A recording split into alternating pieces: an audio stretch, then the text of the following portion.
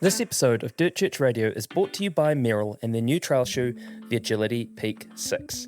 The Agility Peak 6 is a do-it-all, max-cushion trail runner designed to be every runner's most reliable tool, balancing comfort, stability and traction for everything from first trail runs to 100k races. Distraction-free by design, the all-new Agility Peak 6 delivers a responsive Float Pro foam midsole, terrail-adapting Flex Connect midsole grooves and the trusted traction of Vibram Mega Grip with traction-like control for a ride that keeps you focused on nothing but the run. With its dialed-in design and distraction-free performance, the Agility Peak 6 empowers trail runners to tune out the noise and lock into their float state. Check it out at merrill.co.nz.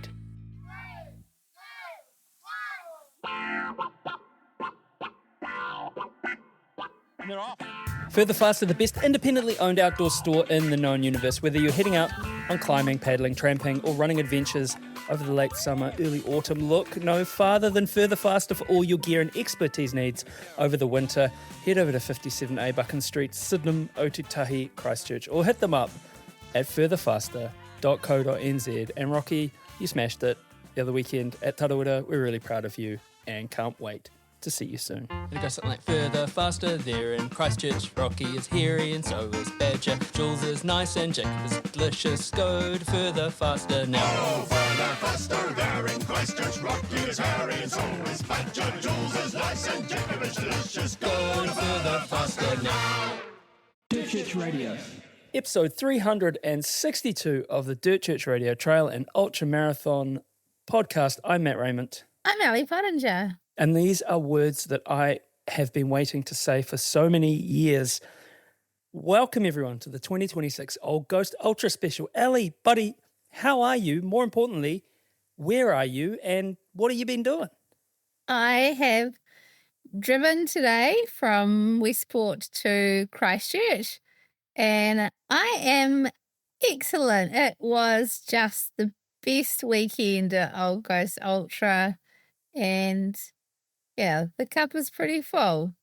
That's awesome. Now, for those listeners who aren't geographically native to Aotearoa, do you want to explain where Westport is?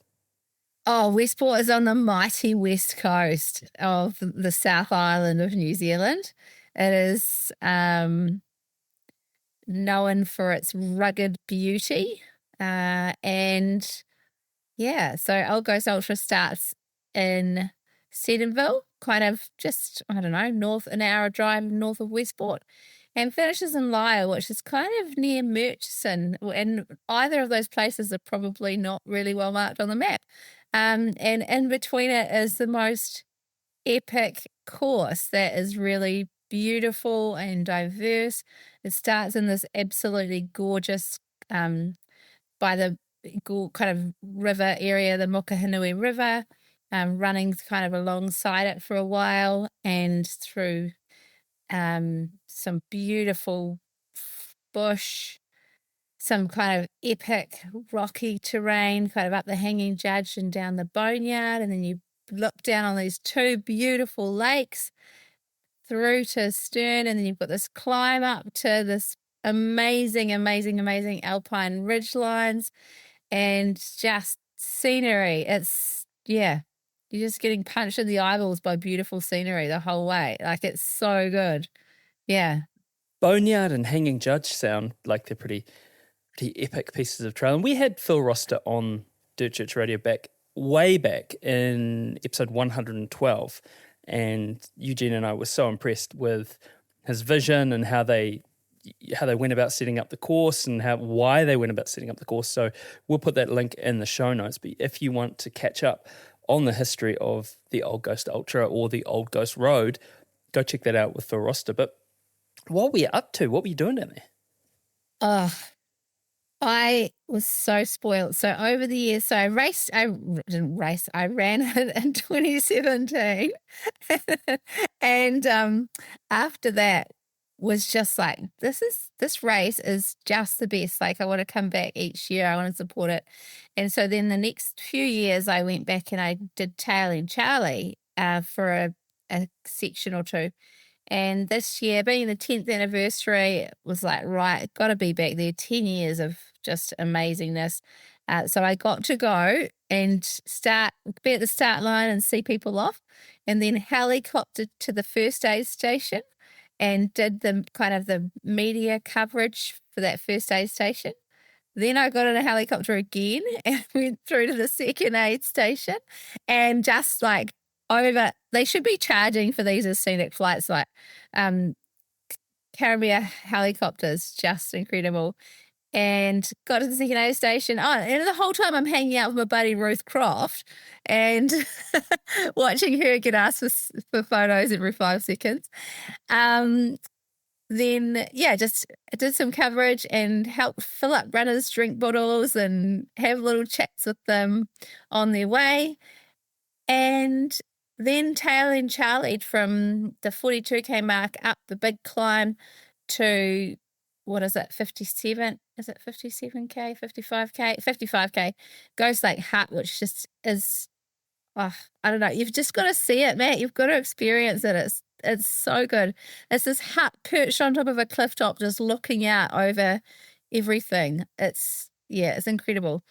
So it's Italian Charlie through that section, and oh man, some hearty individuals, and they made the cutoff, which was just so good, and knew that they'd have what it took to get home. And then got a helicopter out of there to the finish line and hung out with my mates at the finish line for a bit. So it was just such a great day. Yeah. Sounds like you're spoilt for taking helicopter rides everywhere you go now. I know. Was it you and Ruth doing the Tail and Charlie?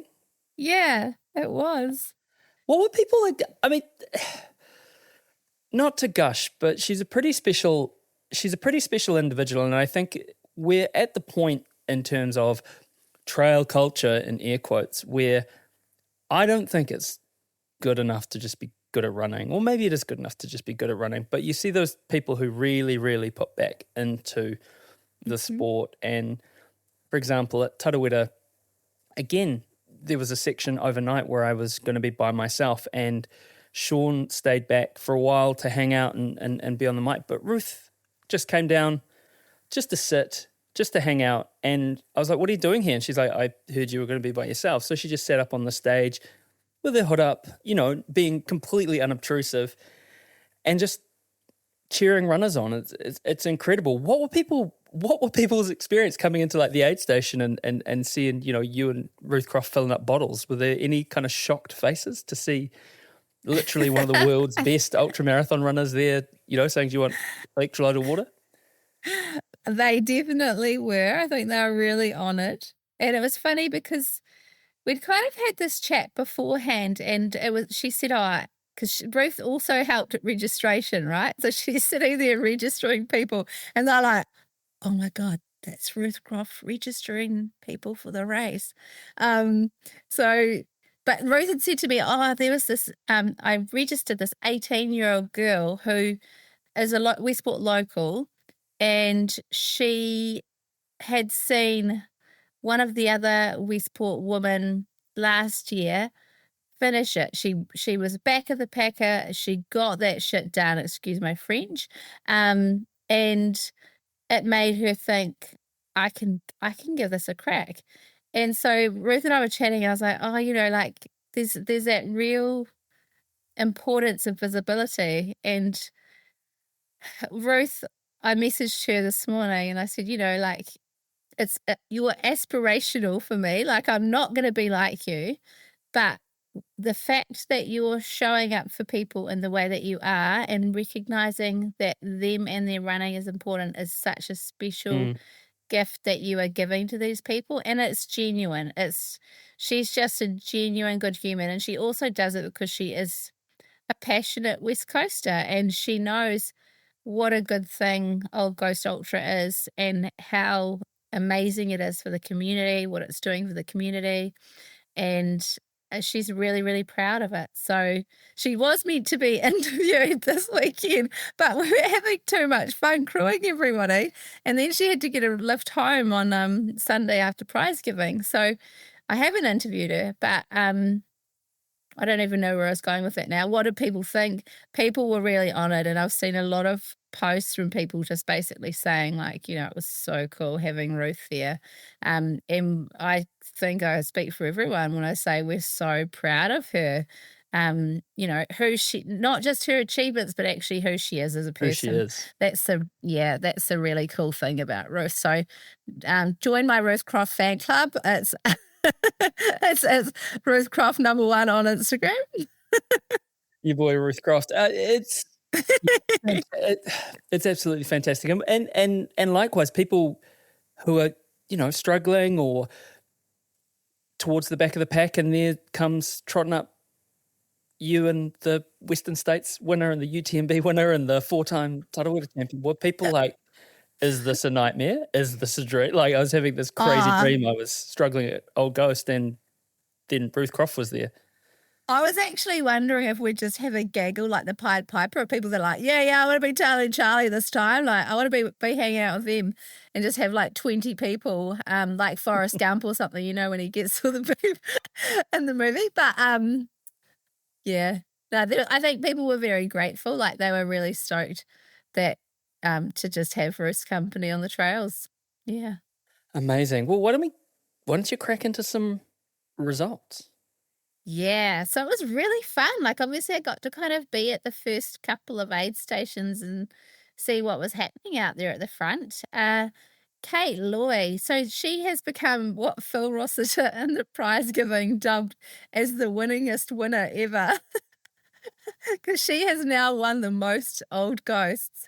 And she, honestly, at the first 2 aid stations, she just kind of was stopping and having a bit of a chat and seemed really happy and calm and passionate, and she still ran 7:48 for an 85k ultra. So, and then Laura Matthews, who actually has featured a little snippet before because I coached her for UTMB last year, she was second place, 8:49.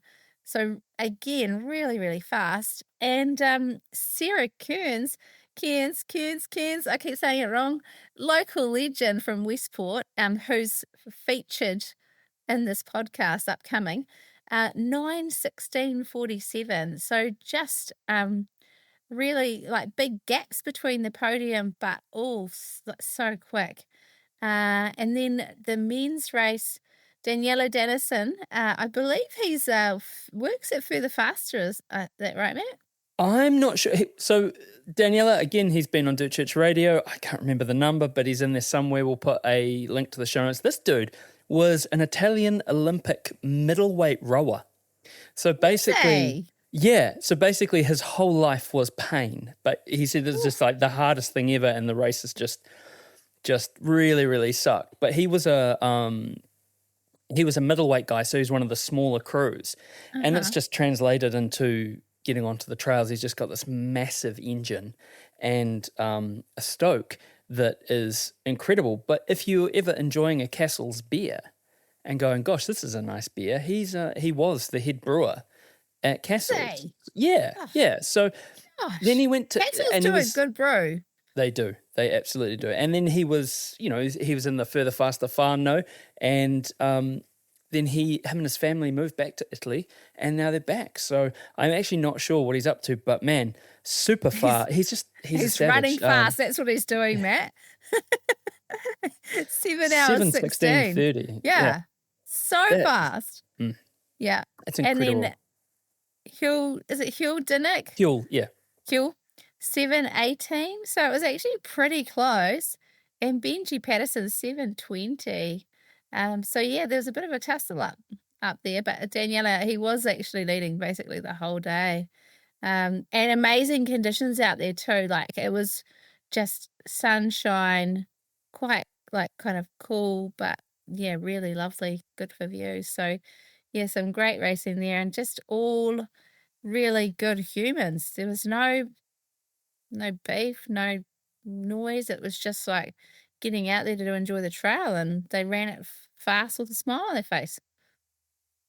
So good. And what is for those who don't know, what's the trail conditions like? Is it technical? Is it like shaly? What are you looking at? It's quite shaly. So the thing to remember is it's a mountain bike track as well. So that gradient is all quite kind. Sometimes it doesn't feel so kind, but it is all quite kind. But yeah, definitely like quite kind of rocky underfoot. So the first aid station, there are actually quite a few DNFs with rolled ankles and things like that, which is a bit of a bummer. Yeah, and you're kind of following that river gorge, and then yeah, it's mostly hard packed rock, like rocky kind of underfoot. There's not a lot of softness out there, so you've got to really consider your shoe choice for that race. Awesome. It sounds like you've had the most incredible time, and while you were there, you were stacking up mad hectic content. You got a whole bunch of interviews. Also, what was it stacking up? There was actually a lot of jokes from Ruth about the white bags at the aid stations. Ruth and Nathan were on about the white baggies. Okay. Well, maybe that's an old ghost side hustle. I don't know. I'm not saying that.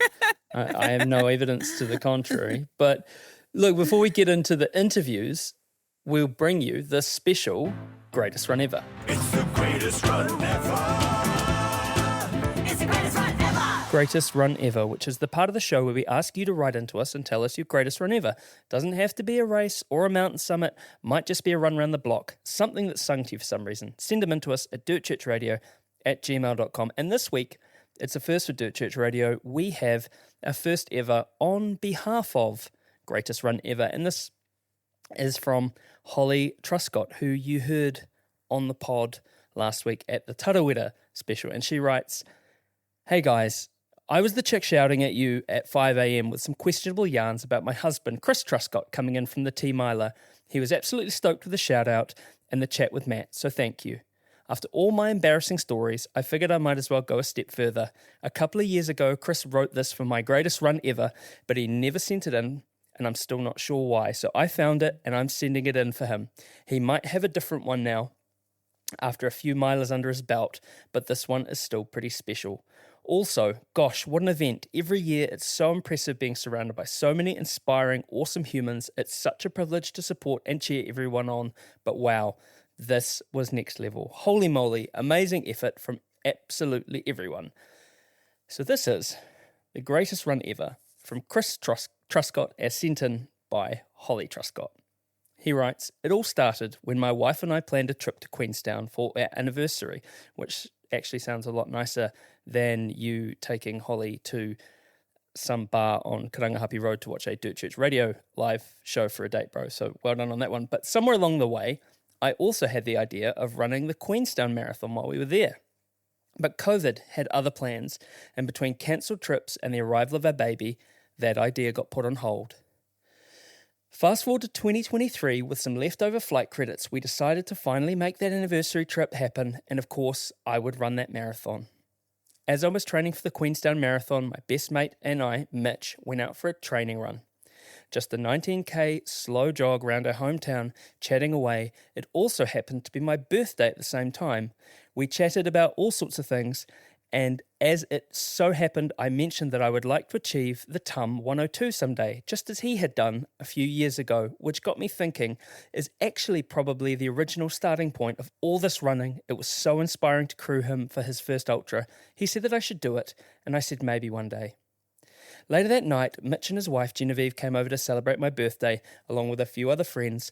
After some food, drinks, and plenty of laughs, Mitch surprised me with my present, an entry into the TUM 102. I didn't know whether to hug him or slap him. Suddenly, the Queenstown Marathon felt like a training run. We laughed about the present, and I put my head down and started training for it. And I just, PSA here, get yourself a best friend like Mitch. On race day, Mitch, Genevieve, Mitch's sister Rachel, my wife Holly, and our baby Indy all stood with Matt and me at the start line. The atmosphere was electric. Seeing legends like Ruth Croft and Dan Jones in the crowd made me feel like a mortal among gods, but I knew the challenge ahead, and I was determined not to let anyone down. The run went better than I ever imagined. Seeing my wife, baby, and support crew at the 50k mark brought me to tears. Their encouragement carried me on to the next 50k.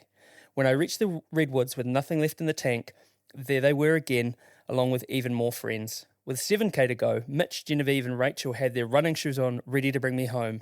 They ran beside me all the way to the finish, and together we got it done.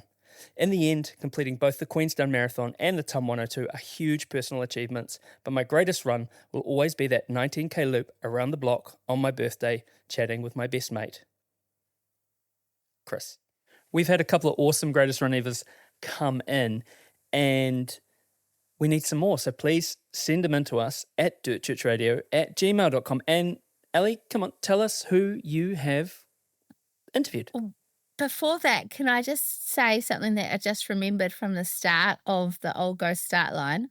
I caught up with Laura Crossan, who had shared her greatest run ever with us, and she talked about running with her dad, and how that had kind of made a mark on her, right? And then she told me that Tarawera Maila, she got her pounamu and sent it with a note saying, like, listen to this greatest run ever. This is for you. She can probably tell the story way better than me, but when she told it, I was just like, oh. And so he then listened to her greatest run ever and was gifted the pounamu at the same time to recognise that role that he played in her life and her running and how she'd done it for him. And I was just like, oh, that's so special. Yeah. That is genuinely beautiful. So if you want a pounamu, go running with someone who's going to do Tarawera Maila and take them on a greatest run ever.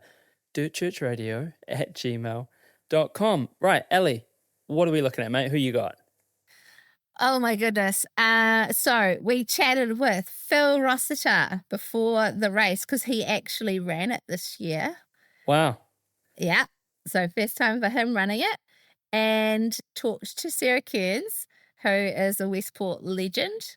Then talked with Mr. Bryon Powell, who also ran it. And Ben Kepes, who's one of the originals. And then followed up with Sarah Kearns again after the prize giving. So we've got a really nice kind of spread of event personalities around Old Ghost Ultra. Yeah, so should be good listening. Awesome. Let's crack in. Church Radio. This episode is brought to you by Merrill and their new Agility Peak 6 trail running shoe. Look, you heard the tech specs at the top. I've been running a bunch in the shoe and I really like it. The outsole is awesome. I love the rock plate and I love the Vibram lugs. I love everything about it. And I am a Merrill convert. It's comfortable, it's responsive, and I'm looking forward to stacking up a bunch more Ks over the summer. Merrill.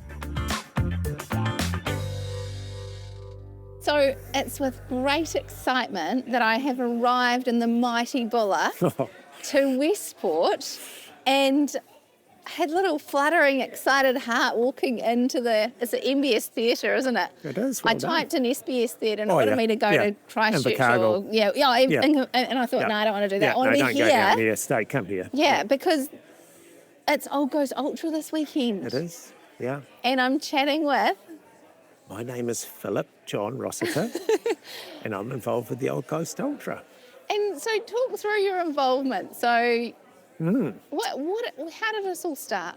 Yeah, well, this weekend's our 10th event, but my involvement actually is about 14 years old, and you know the person I'm about to talk about, Jim McElwraith, and Jim and I were heavily involved in the building of the Old Ghost Road, the course that the Ultra runs on, and it was January 2014, and Jim and I were trying to figure out how to build the middle 21 kilometres of the Old Ghost Road. We built the ends and we still had sort of a half marathon course to go through the middle of nowhere. Those that know the course, it was all that Skyline Ridge. It was Ghost Lake to essentially the South Branch. Yeah. So we decided one year, let's just do a run through and we'll just heck through the bush, and we did that. We got up very early. We had a sunrise. We had great spotted kiwi encounters. We had the most insane day, and we sat on a big rocky outcrop dangling our feet over this big cliff ledge at, I remember it to this moment, 9:41 a.m. In late January 2014, and we looked at each other and it was only 9:40 in the morning, but it felt like we'd already had a year's worth of experience. And And we both kind of just in that moment said, we need to make this a thing. We need to bring that, and we made a commitment there and then. When we finish the Old Ghost Road, let's try and get a run going. And took us almost 2 years to finish the track, and literally months after we did, March 2016, we ran our inaugural Old Ghost Ultra. So I've been with the event since that inaugural event, 10 years this year.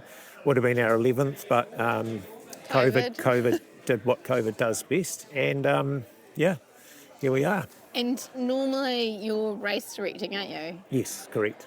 But this Yes. weekend, Yes, this weekend, as of 6 a.m. tomorrow morning till midnight tomorrow night, says the handover form, I'm on holiday and I get to run the actual Old Ghost Ultra. So, yeah.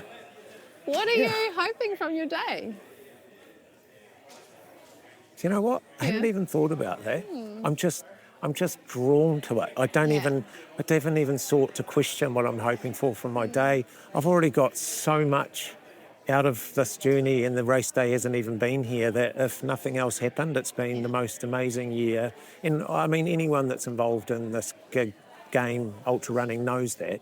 We often think it's about the day, but it's often about getting there, and it's often about all the things that happen en route and what we learn about ourselves and the places we go and the people and the friends we make and the connections we make and the gratitude you get for having the privilege to even do this. I will be surprised, I'm sure, tomorrow, but I just want to feel it from the other side of the fence. I've had the privilege of being given so much by this event over the years, and I just would love to see it from the other side, yeah. I think there'll be a lot of people very excited to see you I doing don't it know from the other about that. side I think you have a very skewed perspective. Yeah. Because you'll know everyone at all the aid stations. You'll have all these hope so. memories that you've collected, and you'll know what works happen where, and the signs and the names and the even, like the flora and the fauna, what it's done for this area. Yeah, I do need to be careful. We've we had a run through last month as an overnight reconnaissance, and I had the fortune to have the company of a dear soul from Christchurch, and I must have chewed poor Henry's ear off just constantly, and people would giggle, oh, we can hear you coming, and so I do need to just shut my trap and focus on breathing, I assume, tomorrow. But, lots of stories to tell. Eat and drink as well. I'll try and do that too. But, I'll try and do that. But it is. It's the people and it's the land, and I think if you're enjoying both of those things, then it's it's a good way to be. It is. Yeah, it is. Yeah. Oh, well, I am very excited for you, Phil. I think it's really cool that you are in a position to let everyone else absolutely ironically run the race while you run the race in a different way. That is not lost on me, and I'm a bit of a control freak, and so it says a lot about the team we have, where I have no anxiety, I have no stress about it at all. They're incredible. In fact, it's only me that thinks that, there would ever be an issue. There isn't. They're incredible. So, I'm incredibly lucky to be able to do it. Yep. And I'm going to give Di a shout out too, because your wife, Di, has trained towards this. Her first ultra.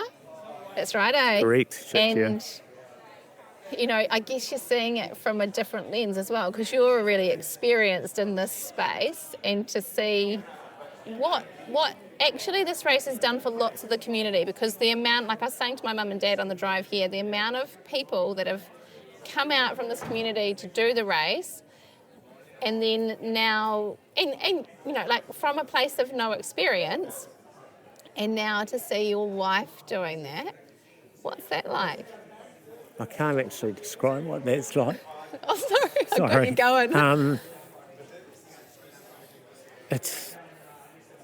I'm so proud of her, and she hasn't done it yet, but she's got a million reasons not to do it and not to try. But to show the fortitude and resilience, and Ellie, because she's been in your capable hands trying to get to this moment.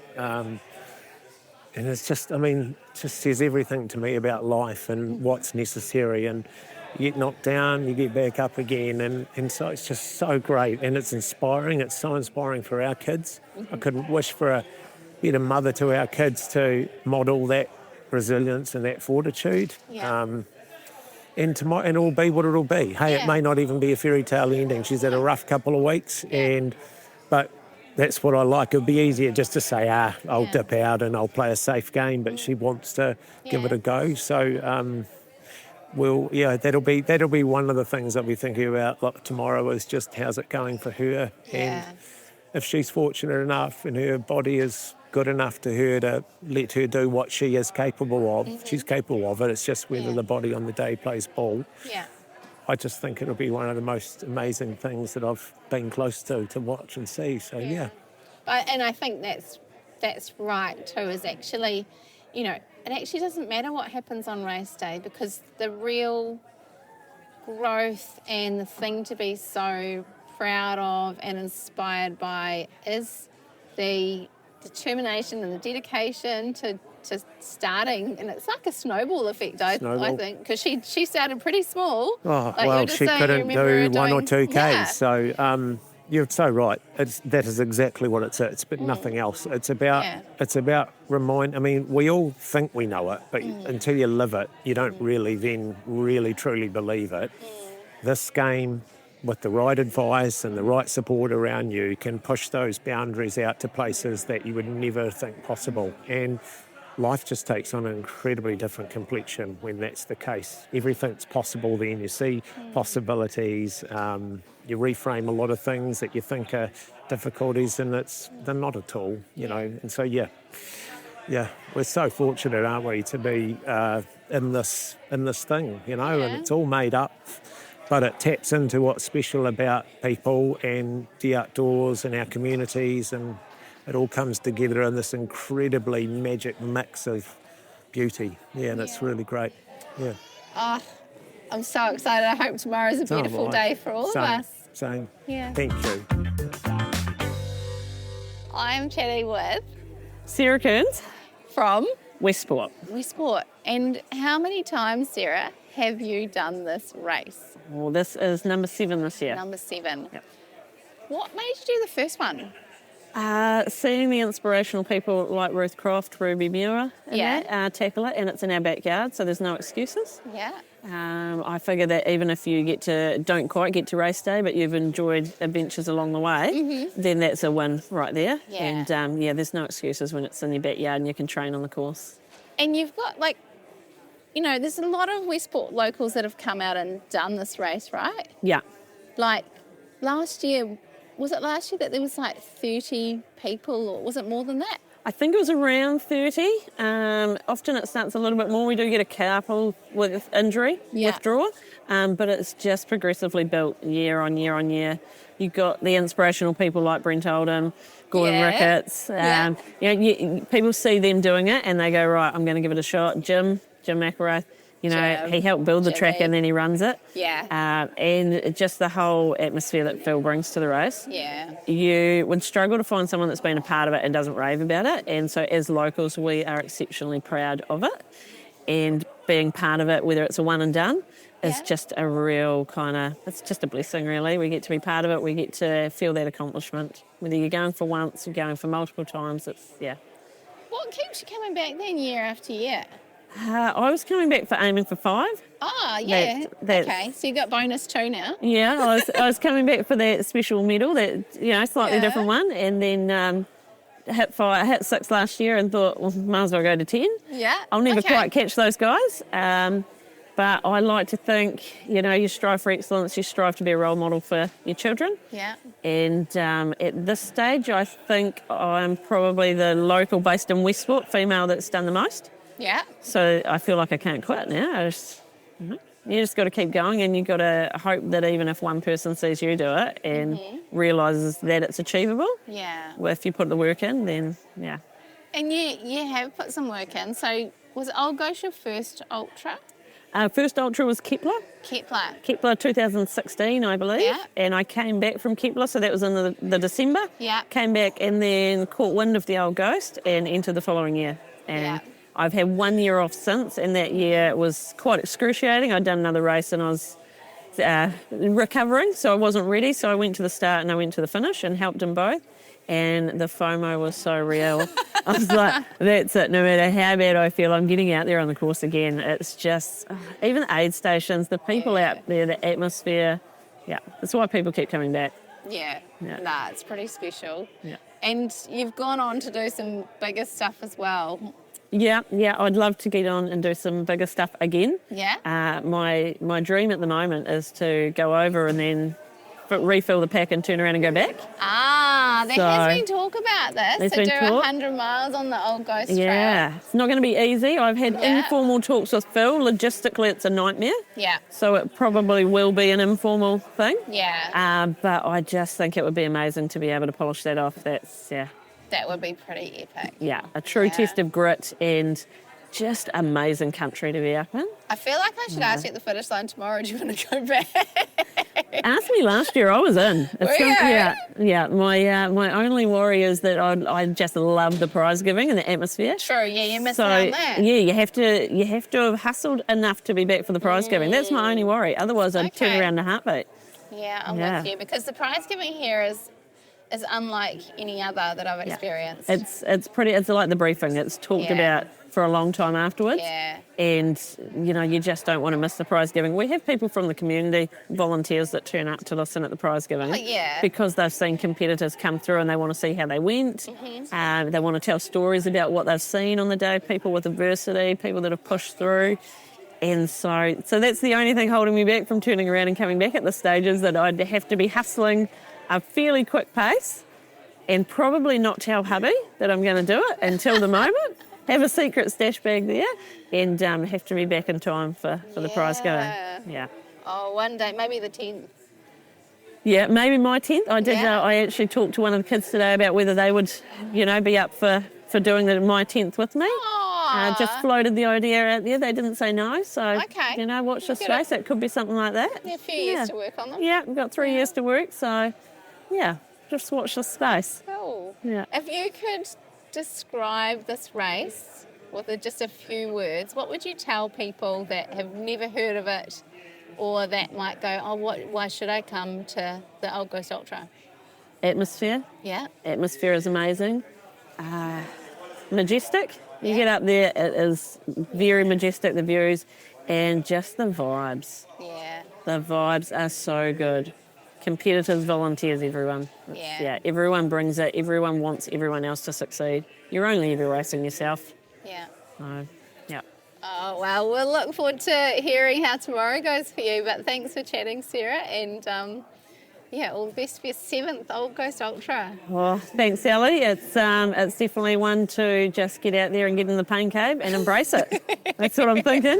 Good on you. I've got the feels. That was we've just finished our race briefing, and there's something really special about the Old Ghost Ultra race briefings. I think Phil brings, you get all the information, but you also get jokes. You get, connection, and you see all the places, and it really emphasises how amazing it is. I've got with me Steve Jackson from Trail Trips and Events, based out of the Gold Coast in Australia. Yeah. I'm over here to do the Old Ghost Ultra. I'm getting all my coast and ghost messed up. The Old Ghost Ultra. I'm actually looking to bring a crew here next year, probably predominantly of Australians, but I'll take guests from anywhere, obviously. Yeah. My service is kind of like Kentucky for trail runners. So essentially we go to trail running events, predominantly in Australia and New Zealand, but we've had a Squamish Canada tour, and we're going to Vietnam this year. Goodness. And we've done a Japan tour to a trail event in Huckabah.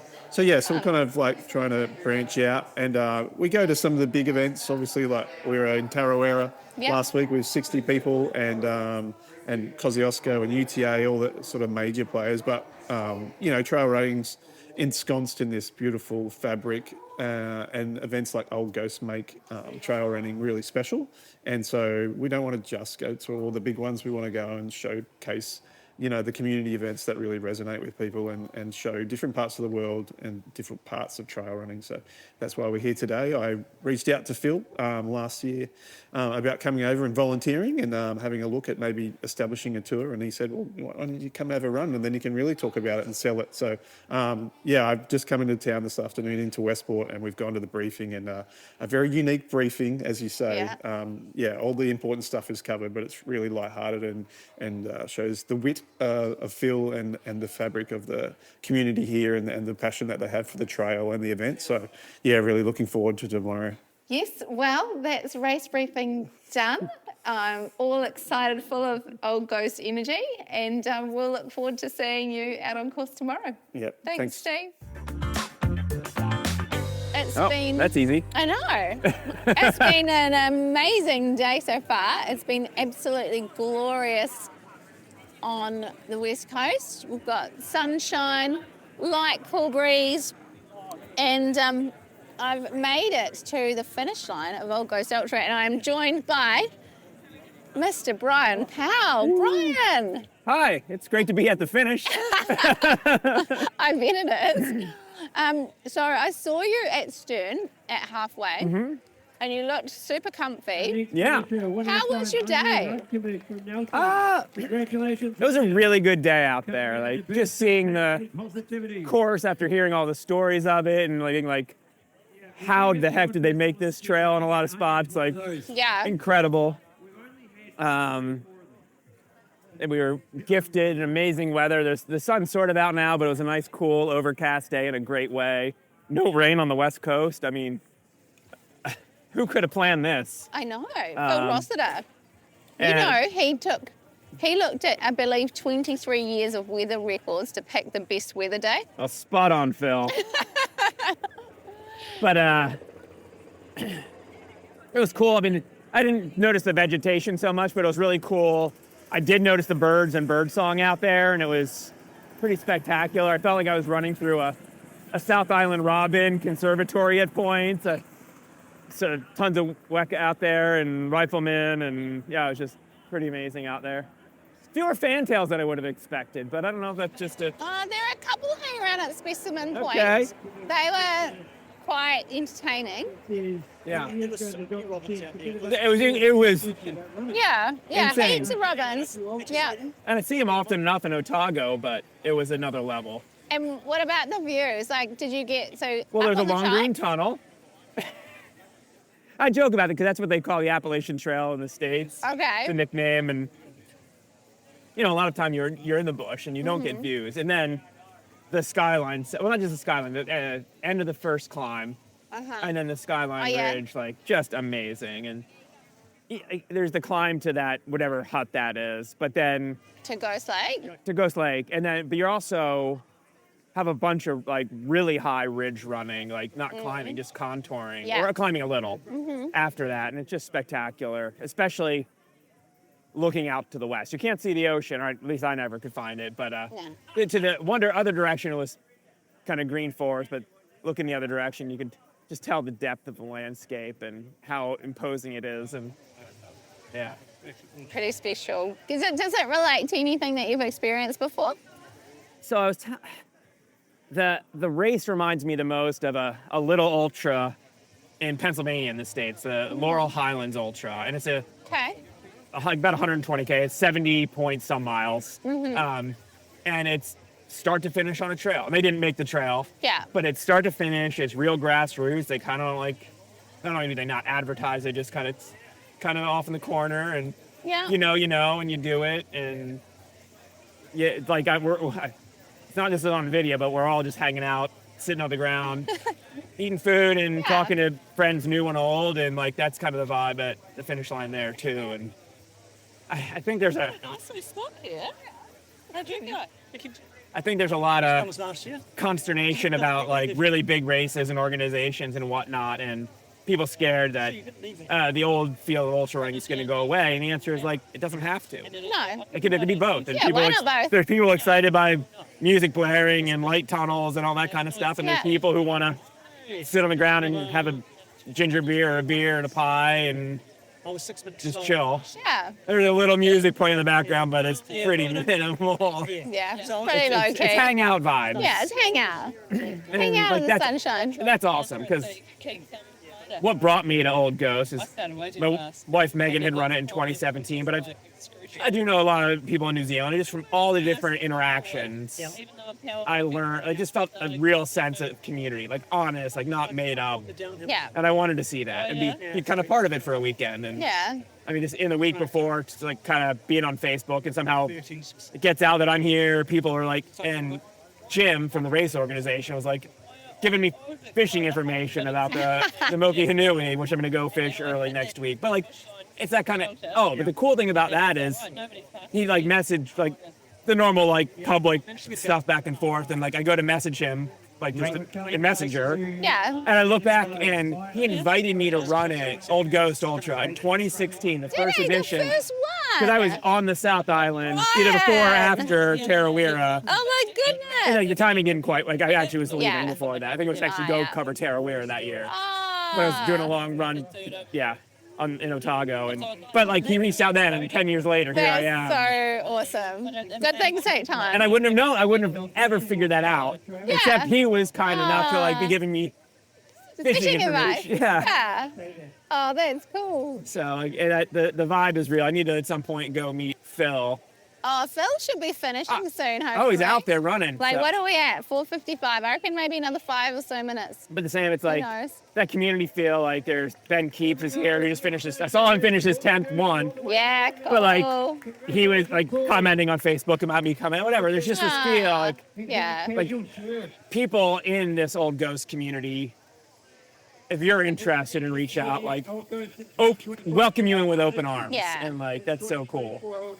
I think they're pretty passionate about sharing it with people. Yeah. And like, it was cool at the briefing yesterday. Like, it recognized all the international runners who came in, which is a cool percentage, like a reasonable percentage for being in the middle of nowhere in the South Island.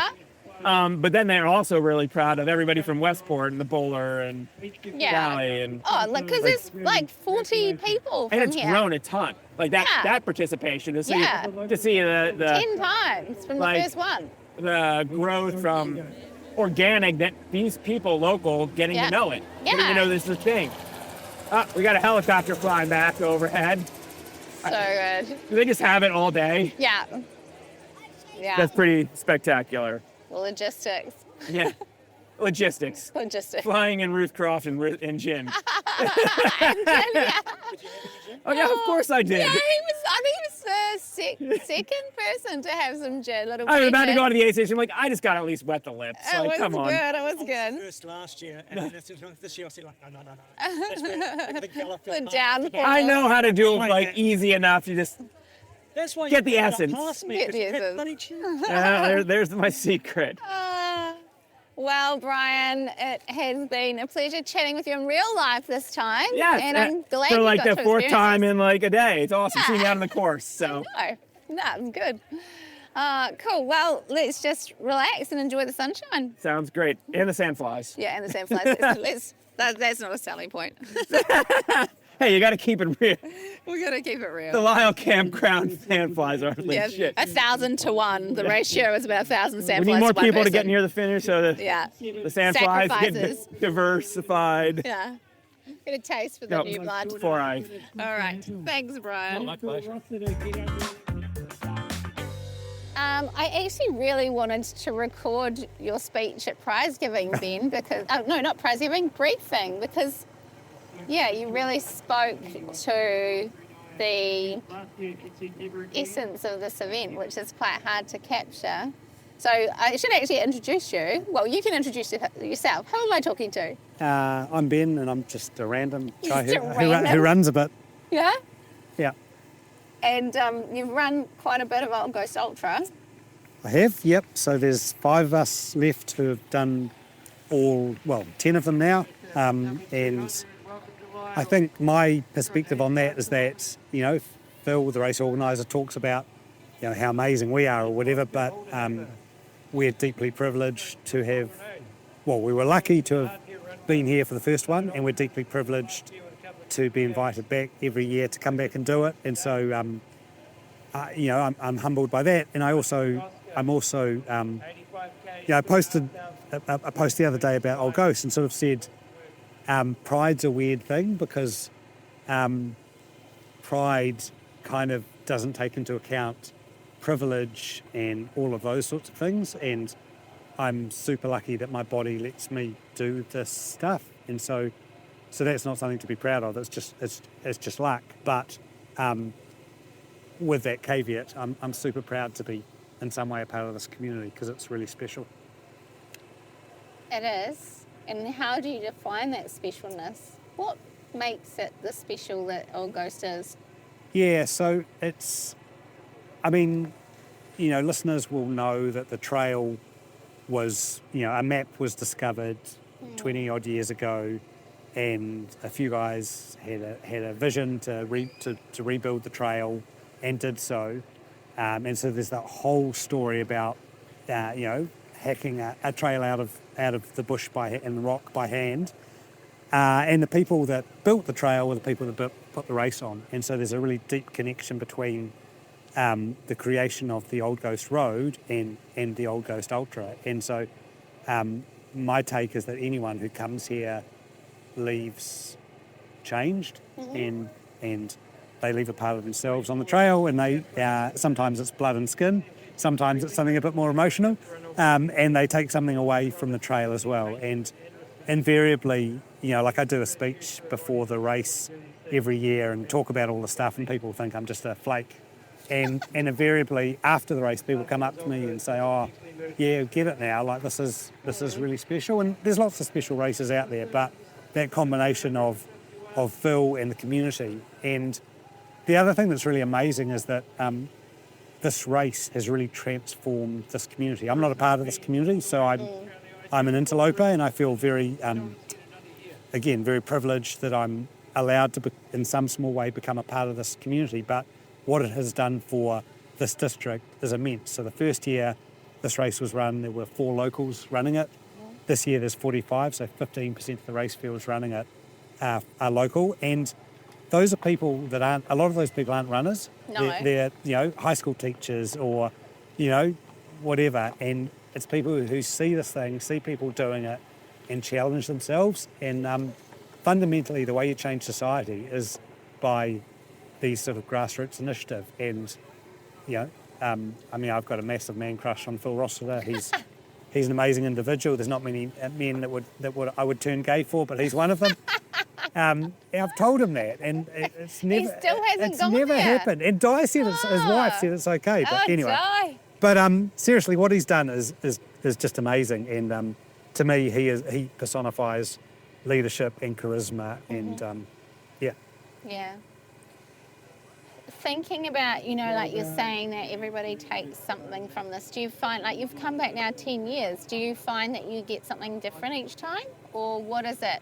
Or is it the same? It's just kind of consolidated against, or? Yeah, it's kind of consolidated. It gets harder every year because we're like 10 or 11 years older than we were the first time. Yeah. And I'm like, it's a bit weird because I'd like to think, I've got a degree of humility, but it's amazing, like I come here and the other originals come here and we're kind of like, like it's a tiny little pond, so it's not that big of a deal, but we're kind of reasonably big fish in it, I guess, and it's just a really nice feeling that, like on the trail today, like so many people said, "Oh, hey, great speech yesterday," and "Wow, you've done 10, and that's so awesome." And again, like pride comes before a fall, and I'm well aware that I'm privileged to be able to do it, but it definitely gives me good vibes. So that would be incredible. We're really sorry about that, but it could. What do you hope for Old Ghost for the future?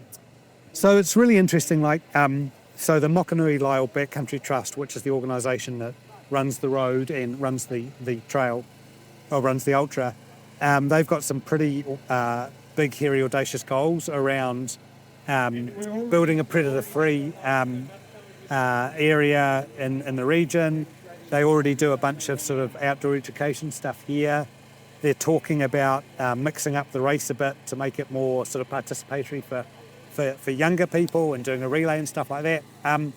But I think that, I think about a lot about, making the world a better place or whatever. But the way you make a world a better place, it's Mahatma Gandhi, be the change you want to see. And I think that what this trail and this race has done is just through example shown the community in the world what better can look like. And that's a pretty amazing thing to observe.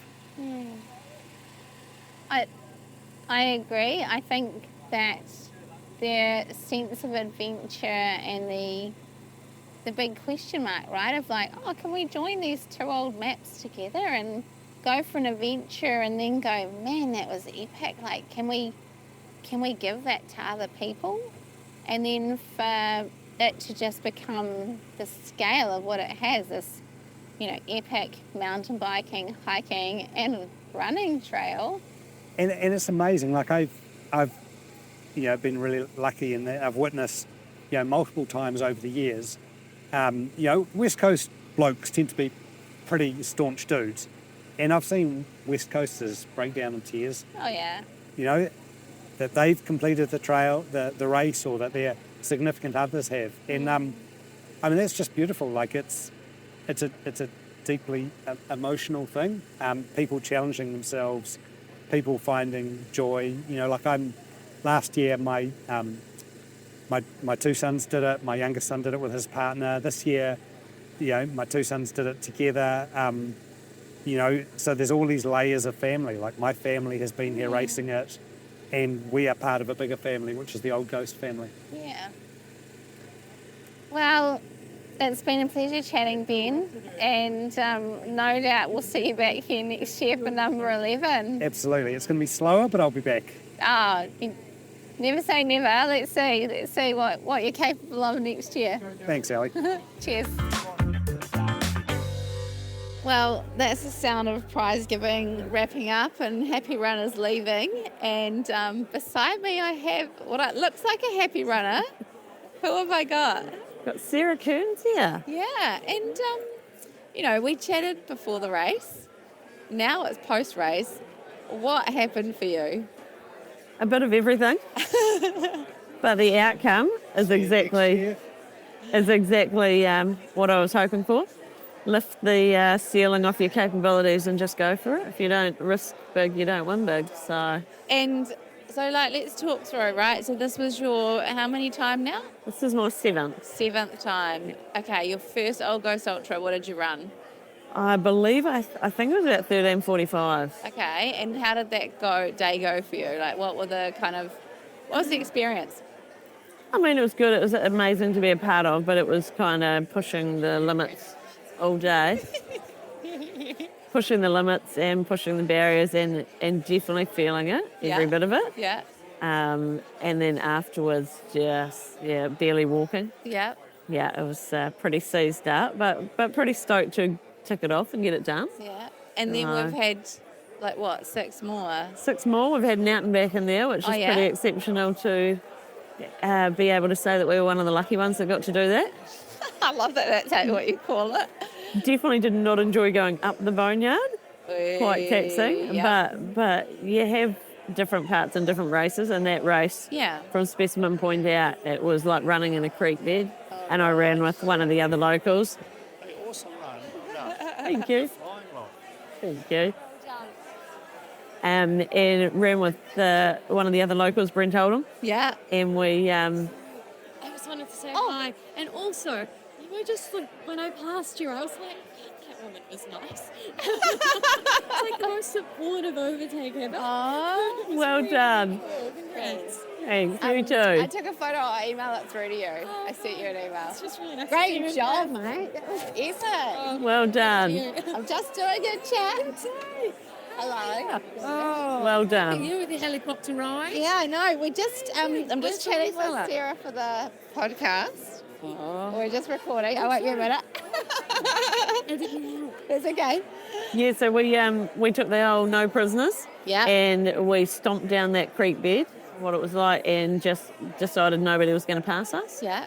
So I drew on that yesterday, and once I hit the bushline shelter, all the climbing was done, and I went, right, Nobody's going past me. Yeah. One gentleman went past when I stopped for the toilet, and nobody else. And I stuck to that, and I thought, right, take no prisoners, leave it all out there. And like, it was an epic time. What time did you run? So it was 9:16. 9:16. Yeah. That is flying. And you ended up being? Another about 21, 22 minutes dropped on the PB. That's crazy, eh? Yeah. Like, it was pretty ideal conditions, that bit of cloud cover. It was, yeah. It's only the last 2 years where I always used to battle the heat up the top with the limestone. And then I started viewing it differently, like everybody else is suffering as well. Yeah. So everybody's in that same pain cave, and it's how you deal with it. Yeah. But the last 2 years I've managed to get back into the trees before it's got too hot, and it's a welcome reward, and it definitely, you'll appreciate it more. Yeah. And you ended up being third woman overall. Yeah. That's epic. I left Ghost Lake and they told me that, and I wasn't too phased on it. Yeah. I was just trying to get a PB, really, was the goal. Yeah. But then as I got to the shelter and that, it starts to tweak in your mind, and you think, well, nobody's passed me yet. And so then I just changed and decided that if somebody else wanted it, they could have it, but they were going to have to work to get it. Yeah. So I was just going to keep a consistent pace. I was going to click along, and that meant that they had to work harder to get there. And if they did, then all power to them. But I must say, at 2K out, I had a sneaky look over the shoulder. Did you? Thinking, do I need I was already running, around 5-minute Ks, and I thought, do I need to notch this up a bit? And I looked, and then I glanced again just after 1, and I thought, no, I've got at least 100 metres here before I see anyone. Couldn't see anyone. So I just tried to keep that hammer down and pelt it out. Man, it's been epic seeing your improvements over the years. But I mean, also just passion. Like there was Brent Oldham got a special community award today, and I know that you've been a key figure in your community. Like the live feed yesterday, like Sarah comes on the screen, and holy moly, the comments and the likes and the love hearts and everything that was cropping up was Sarah Love Fest, man. Like she's I think it just shows you the community we've got here. It's come down to a small group that had a vision at the start. They got the community around them to build the trail. Yeah. They've wrapped even more of the community around them for the event. Yeah. And the whole community gets behind it. They are cheering everyone on. So it's really special what it boils down to. But it grows every year. There was people up there at the finish line that have nobody. They know people, but nobody close. Yeah. And what are you doing up here? Oh, well, I normally spend the whole day watching the live feed. So why wouldn't I just come up and experience it? It was so busy at the finish line. It was amazing. It's great. Yeah. And I know what you're saying, because like my mum and dad came with me to help look after Sebastian, and went to my rally's place. And they had it on the TV. They were watching it on the TV, and Mum's going, that sounds like Ali's laugh. And they had, my nephew Jono's doing it, and he's lost all his toenails. And there was that thing, the way that the community gets engaged with this is so special. It's amazing. And a lot of them will also put their name forward to volunteer. Yeah. They've watched the live feed for years, and they're like, no, I want to be a part of it. I want to be out there. Yeah. And it's a really special feeling. Like, there's so many amazing events we've got in our country, but going into the aid station and you get somebody that knows your name, and there is nothing like it. The hardest part is restricting yourself to just saying a quick hi, bye, get what you need and go, because you could spend all day chatting to everyone, and the live feed really makes it accessible to everyone else. It's pretty cool. What would you say to people that say, the West Coast is full of these hard, tough people? What would you say to that? I would say that's probably pretty true. But beneath that tough exterior, there is a really strong heart. And if you do right by someone, they will do right for you, and they will look after you through and through. There's a real stoic loyalty to people around here. And you see that on the course with the feedback of people getting passed, overtaken. Everybody's checking on everyone else, and it's the same in the community. There is definitely a harsh toughness, but when you break that, there is just an amazing, loyal, committed, kind, piece at the centre of it all. Oh, wow. Well, I think that is absolutely sums it up, and it's been an amazing weekend. Thanks for chatting with us, Sarah. Thanks, Ellie.